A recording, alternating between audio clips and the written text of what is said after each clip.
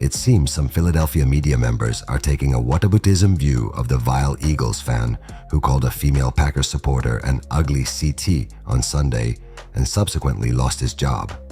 Jon Marks, a podcaster with PHLY Sports, and Kyle Pagan, who writes for popular Philadelphia sports blog Crossing Broad, both referenced how Alex Basara, the fiancé of the harassed woman who filmed the stunning incident, set up a GoFundMe to attend the game and questioned his intentions.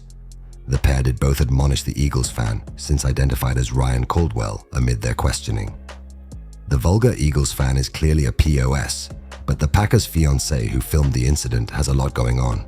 How much did he instigate this? Marks tweeted. Look at his attitude going into the Linc. He was wearing a body camera to video stuff for content. He also has multiple GoFundMes to pay for his travel to Packers games, etc. Need more info, but it feels like we've been manipulated by this dude. Pagan's piece cut right to the point with a no-holds-barred headline. Now that Big Dom took out the Eagles' trash, let's talk about this Cockroach Packers fan. He focused on how Basara asked for fans to send me into the belly of the beast for the game.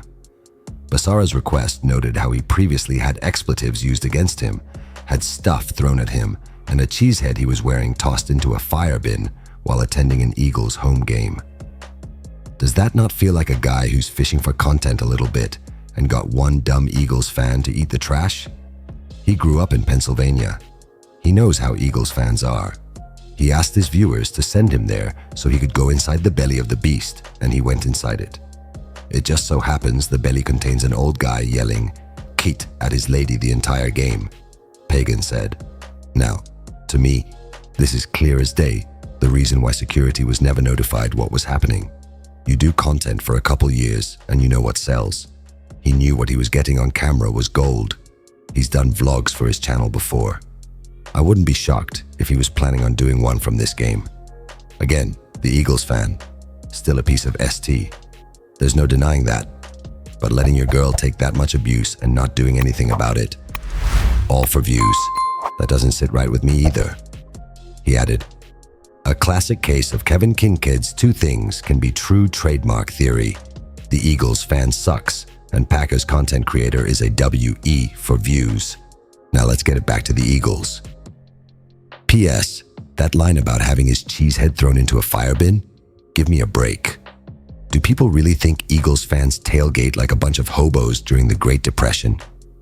Basara and his fiancée, Ali Keller, detailed the harrowing incident with NBC 10 in Philadelphia and said what had begun as playful jabs deteriorated into crude comments.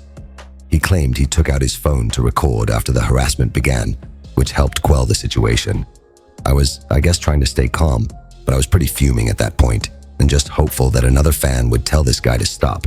And everyone just kind of stood around and I guess allowed him to call me that name, Keller told NBC 10.